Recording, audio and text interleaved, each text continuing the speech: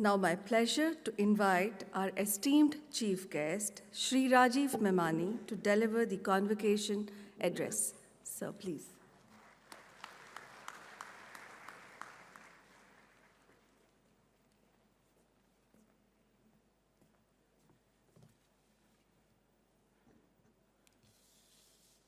Chairman Emeritus, my namesake, Mr. Rajiv Kaul, Father Jerome Kutina, Father Anthony R., Professor Biswasarup Mishra, Professor Neeraj Kumar, Father S. Anthony Raj, distinguished members of the faculty, proud parents, and most importantly, all the wonderful students. It's your day. Congratulations, and wish you all the very best. Thank you for giving me this opportunity.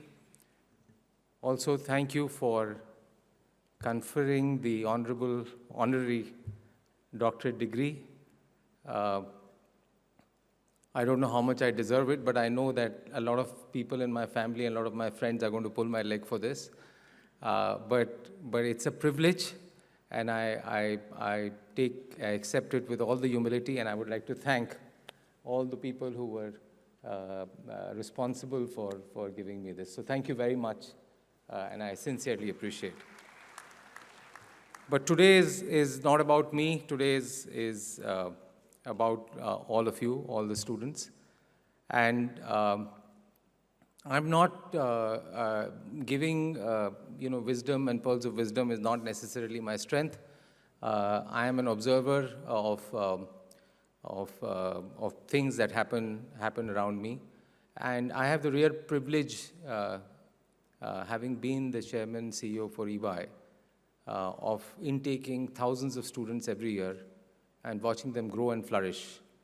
And as I look at all the students, one of the things I always observe, who are the ones who are doing better? What are the qualities that make them better and propel them to greater success in their professional lives? And I've been reflecting on them, and I will share some of which have already been mentioned, so I won't repeat.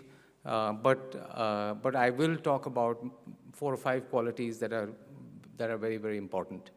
And these are the things which are very instrumental in the first 5-10 years as you move from an academic life to a professional life, as you move into your workplace.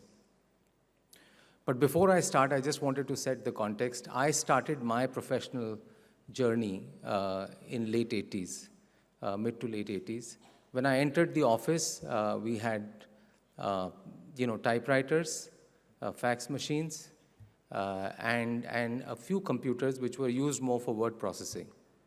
And in a span of less than 40 years, I have seen change, and I think that's the same change that you will encounter from where you are today. So imagine that. And I think in that context, 2 things are very important. One, Rajiv referred to, is how India is shaped up from when I started to where it is today. It's likely to be the 3rd largest economy in the not too distant future, one of the fastest growing economies in the world. But at the same time, one of the reasons of its success is the young demographic of India. That in itself throws massive opportunities, but also creates huge challenges. It's the competitive intensity that makes India what it is. And therefore, to all the students, fasten your seat belts and enjoy the ride. The second thing, which I think is most fundamental today that's happening, is AI. All of you are far more equipped, far more intelligent, and probably have observed and studied about AI.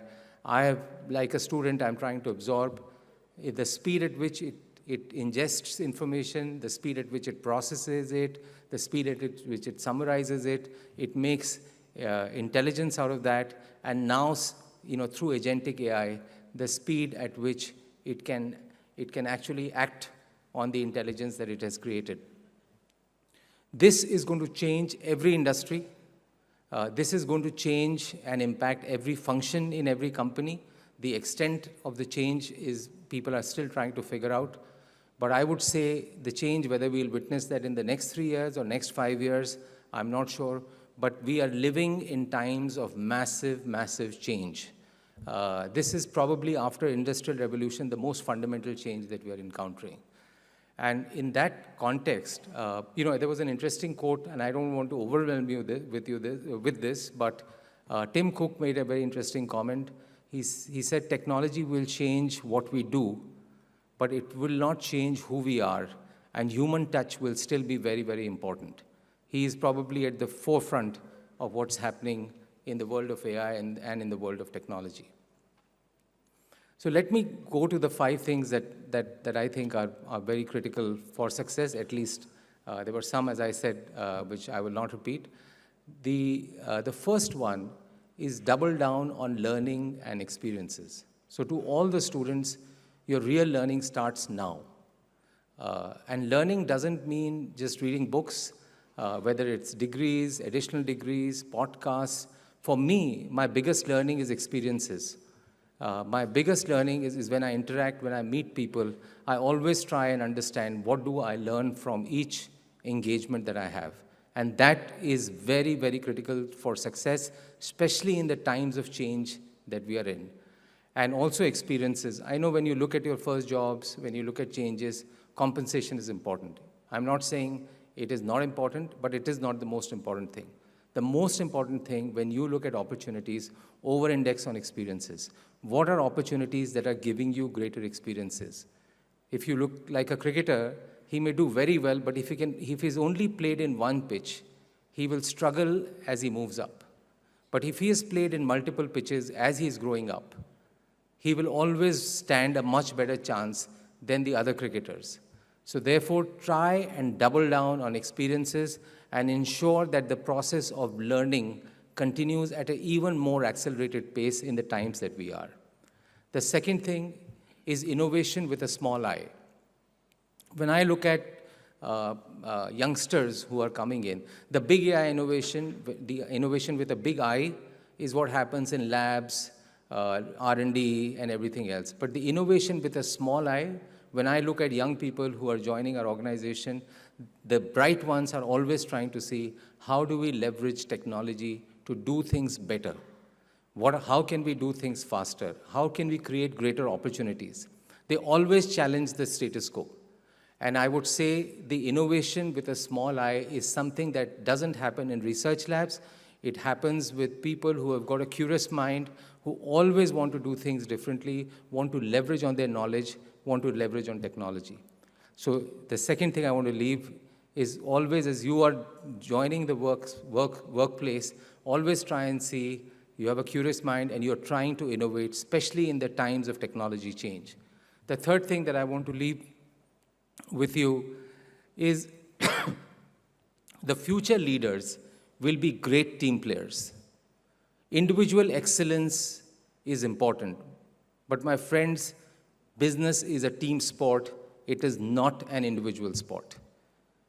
If you have individual excellence, it'll take you places, but if you want to multiply your impact, be a great team player. Everyone will say that, but it's not easy.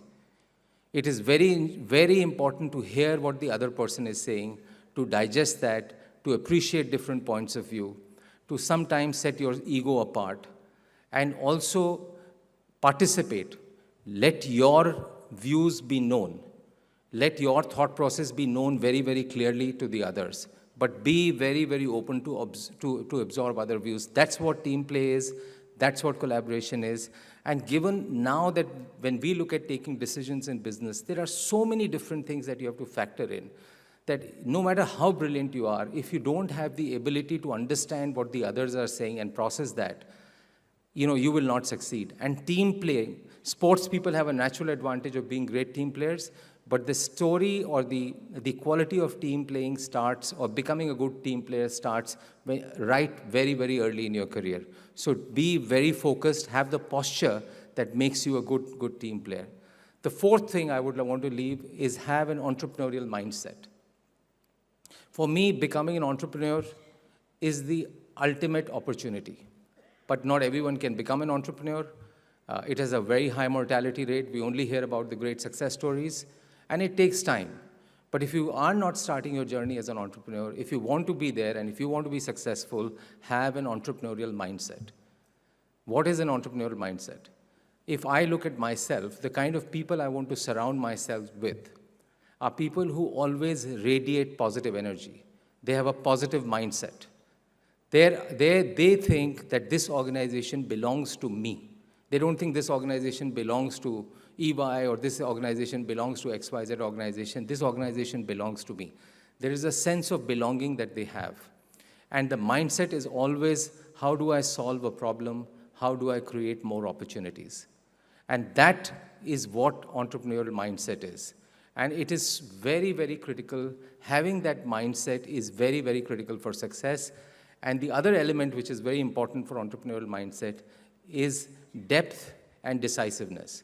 So when you look at things, get into the details of it. Always get as much details you can get into, the better it is. But at the same time, be very decisive. In early parts of your career, you will not get the opportunity to take decisions. In some organizations you may, in some organizations you'll not. But always in your mind, think like that you are taking the decision.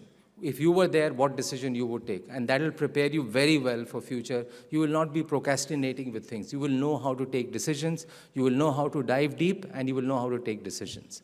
So entrepreneurial mindset, in my view, is very, very critical for success. And finally, I would say, as in the investing world, boring is beautiful. As you start your career, your lives, you may not get the best first job. I can assure you, as you go through your professional journey, your whatever journey that you undertake, entrepreneurial journey, there will be times in life where you will be down and out. But when life gives you lemons, learn to make lemonade out of it. So always, whether you feel you're constrained somewhere, whether you feel you don't have the right opportunity, whatever you are doing, do well. And that, in my, if I reflect on my journey, a lot of times when I thought, oh, this is, why am I spending my time doing this? But whenever I've focused well on those things have always helped me sometime, somewhere later, because you have learned things which normally in the normal course you would not, and that's what makes it unique. So I would like to leave with you with these 5 things. The first is, double down on learnings. Always learn to innovate in your jobs. It is not someone else's responsibility. Imbibe the habit of teamwork very early. That's what is going to make you successful, will amplify your impact. Have an entrepreneurial mindset. Radiate positive energy. People would want to work with you. People want to work with people who have positive energy and a positive mindset.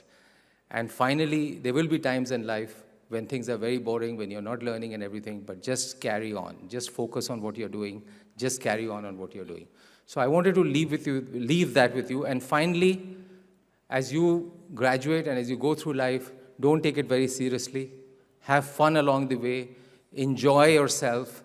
And if I look back at my journey, my best friends are still my college mates. My best evenings, which are quite often actually, are when I'm spending time with them, when I'm interacting with them, when I'm meeting them, when I'm learning from them, when I'm having fun with them. So please connect with your friends, stay connected, enjoy yourself, and wishing you lots of success in your professional lives and personal lives. Thank you very much.